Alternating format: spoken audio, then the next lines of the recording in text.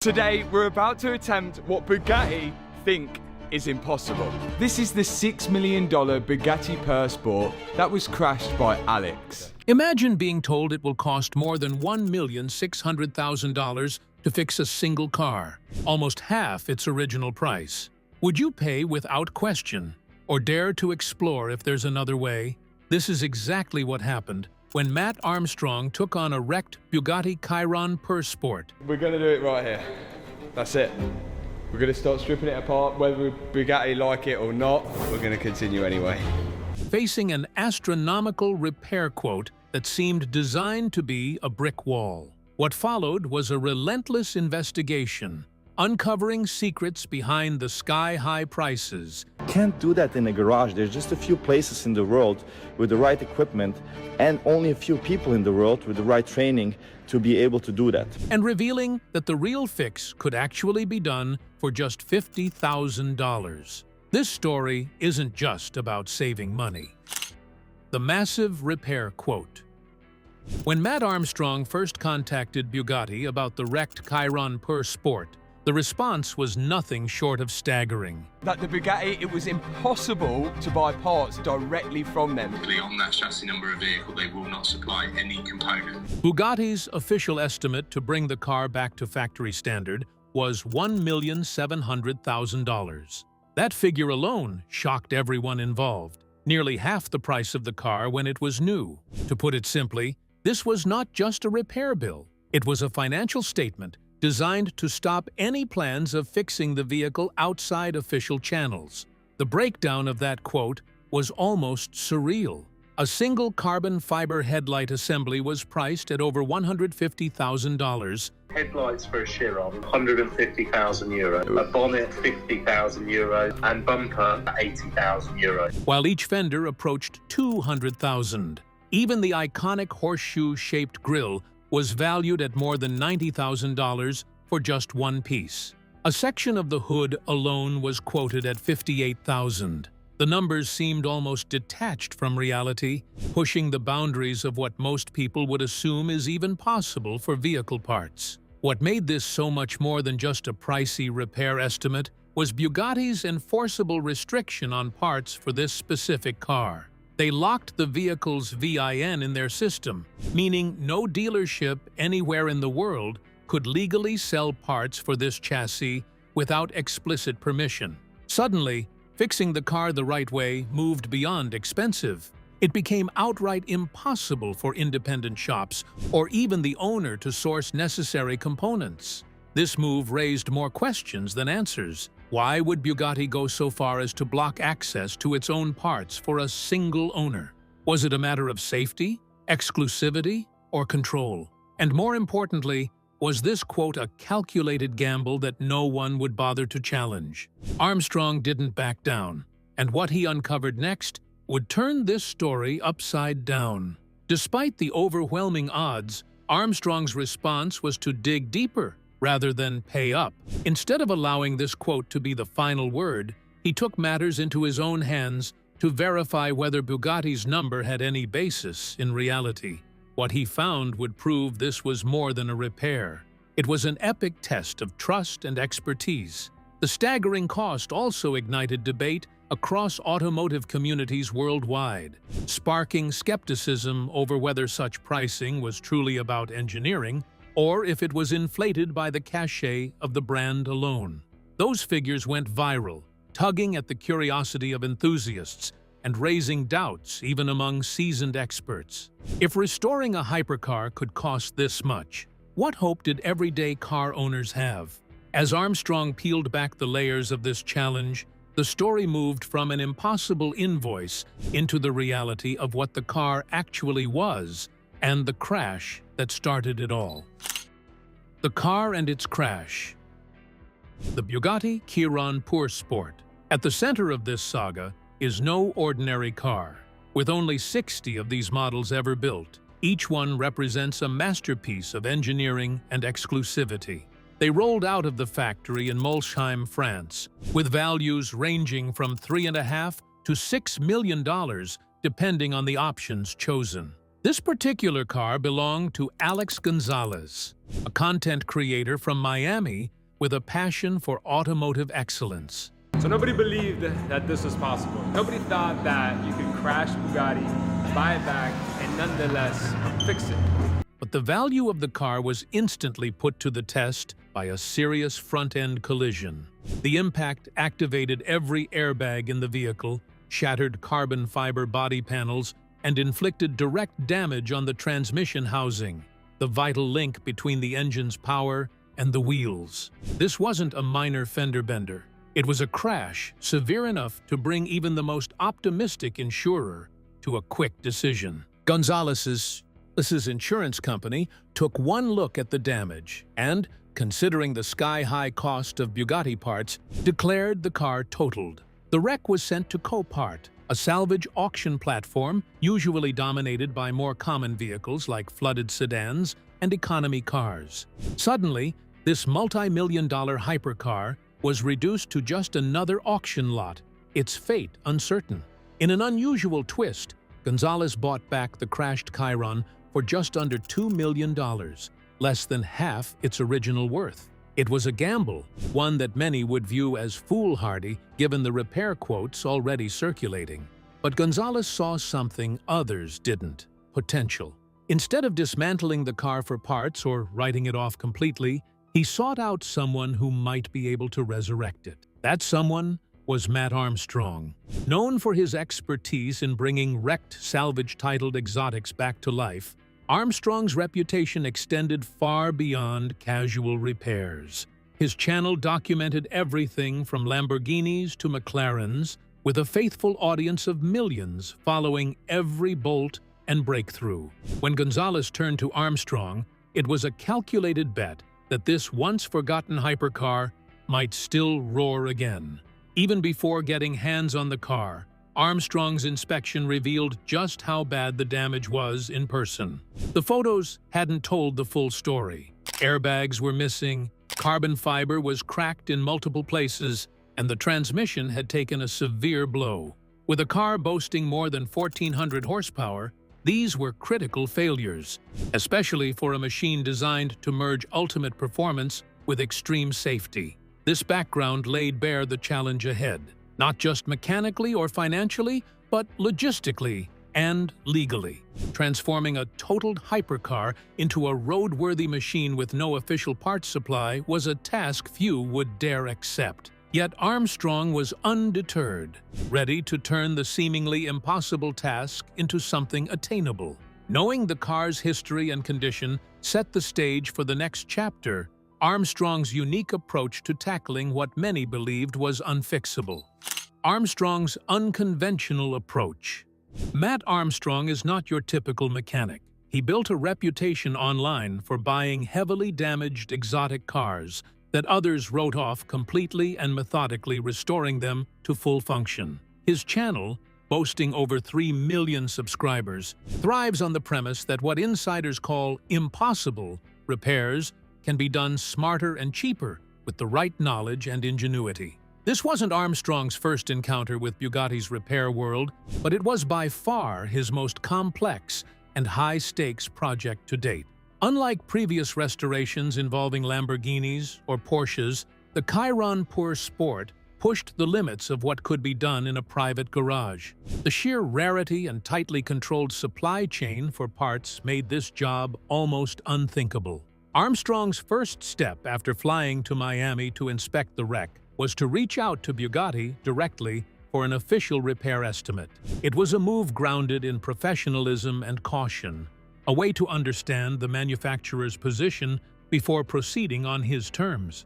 But the quote that came back wasn't just expensive, it was a declaration of intent. Rather than being deterred by the $1,700,000 figure, Armstrong saw it as a challenge. He recognized that this number might be more about exclusivity and control than engineering reality. With a track record of uncovering how manufacturers mark up parts and labor, he was determined to find out if Bugatti's price was truthful or artificially inflated. What set Armstrong apart was his willingness to question assumptions and push the boundaries of what's possible outside factory walls. He understood that many parts shared across different brands within the Volkswagen Group might offer a legal and affordable alternative if properly sourced. This insight would become the backbone of his strategy. From the start, Armstrong embraced transparency. His channel documented every step, mistake, and triumph, making the process accessible and inspiring millions to rethink what premium car repairs could cost. He wasn't just fixing a Bugatti, he was challenging the system that sets these costs. Unlike some who might accept the quote and move on, Armstrong's approach was hands-on and methodical. He began pulling the car apart in his Miami shop to see firsthand what was actually broken and what parts were genuinely needed. This curiosity and tenacity laid the foundation for a rebuild that would shock the automotive world. That tireless determination to find the truth beneath outrageous pricing shapes the journey that would soon reveal how far realities and perceptions about the Bugatti repair market really diverge. Bugatti's restrictions and CEO involvement. Bugatti's response to Armstrong's challenge was anything but quiet. After issuing the sky-high repair quote, the manufacturer took an unprecedented step by blacklisting the car's vehicle identification number, or VIN, in their system. This move effectively prevented any Bugatti dealership worldwide from legally selling parts for this specific chassis. Suddenly, the notion of fixing the car according to factory standards became not just expensive, but officially off-limits for independent repair shops, and even the owner. This level of control raised eyebrows across the automotive world. Why would a company go to such lengths to restrict repairs on a single vehicle? Bugatti framed it as a matter of safety and engineering integrity. A hypercar running over 200 miles per hour is not the place for improvisation. Their argument highlighted concerns over complex components like the monocoque carbon fiber chassis, which acts as the car's core structural and safety element, and the transmission housing that had sustained damage. The situation escalated when Bugatti's CEO, Mat Armstrong, publicly addressed the case, making it clear that this wasn't just about money. Can't do that in a garage. There's just a few places in the world with the right equipment and only a few people in the world with the right training to be able to do that. Rimac emphasized real engineering risks, warning that only a handful of specialized facilities globally were deemed capable of safely working on critical parts like the transmission. He pointed to strict tolerances required for components like airbags, noting how Bugatti once identified a passenger airbag that failed to deploy properly at temperatures near 0 degrees Fahrenheit, showing just how fragile the balance between safety and performance can be.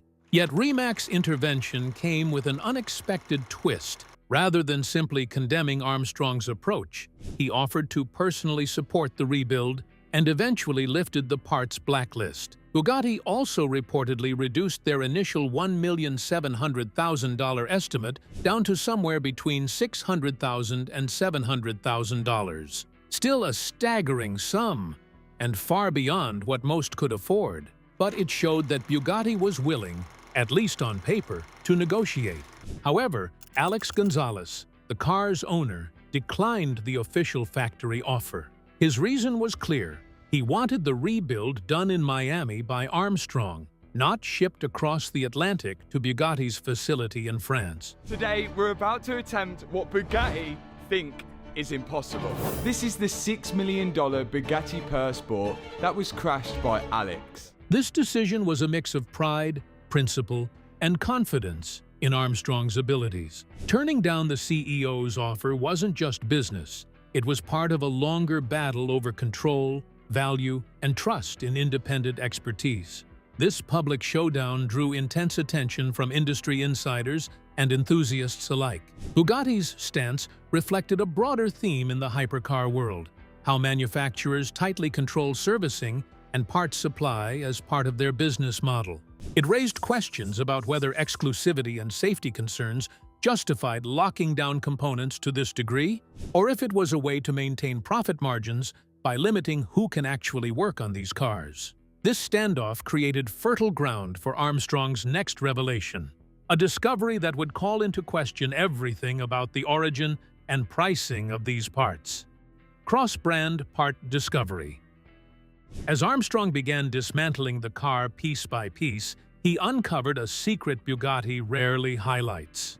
Many of the Chiron's critical components share part numbers with much more common vehicles from within the Volkswagen Group. This conglomerate owns multiple brands, including Audi, Porsche, Lamborghini, Bentley, and Aston Martin, all of which share supplier chains and parts networks. Armstrong's breakthrough was realizing that some of these exclusive parts could be sourced outside the premium Bugatti label, drastically reducing their cost. One of the most striking examples came from the airbags. The knee airbags and front passenger airbags in this multi-million-dollar Bugatti Chiron are, in fact, identical to the ones found in a standard Audi A3, a car priced at under $30,000. These airbags retail for less than $50 each on the open market, an almost unbelievable price contrast to what Bugatti quotes on their invoice. Even the steering wheel airbag matched a component used in the Aston Martin DB11. This discovery shocked the automotive community and ignited a debate. Should it be comforting or insulting to know that life-saving parts in a seven-figure hypercar are the same as those in everyday luxury or even family vehicles? The answer depends on perspective. But for Armstrong, it was the foundation for an entirely new sourcing strategy. Instead of paying Bugatti-branded prices for Bugatti-branded parts, his team focused on legally acquiring identical components through other Volkswagen Group channels. Armstrong's team didn't stop at airbags. When faced with a pinched coolant overflow pipe for which no official Bugatti parts were available, they creatively replaced it with a standard rigid brake hose from a hardware store, a fix that cost a fraction of the waiting time and expense of ordering specialized parts. Even small elements like duct tape, brake hoses, and fuses became practical solutions rather than official, inflated purchases. This approach extended to everyday components as well. For example, the accelerator pedal in the Chiron, which controls nearly 1,500 horsepower, is surprisingly just molded plastic, the kind you'd find in a regular driver's car, rather than some exotic or billet material. These revelations started to expose how much of the hypercar premium was about branding and exclusivity rather than groundbreaking engineering or rare materials. Armstrong's encounters with Bugatti's pricing weren't isolated to the Chiron. On a previous project involving a Bugatti Veyron, his team was quoted over $59,000 for a fuel pump control module. Armstrong's actual fix? A simple fuse from a UK auto parts store costing only a few pounds. This contrast highlighted a pattern. The official quotes reflected not just parts engineering costs, but a carefully maintained exclusivity premium. Bugatti's CEO Rimac later addressed these concerns publicly, explaining that limited production volumes do contribute to higher development and tooling costs per unit. With ideas, it's easy to have the idea to make a car, but the process to get there, putting an electric powertrain in, totally was the wrong way. He noted that customers buying official parts are, in effect,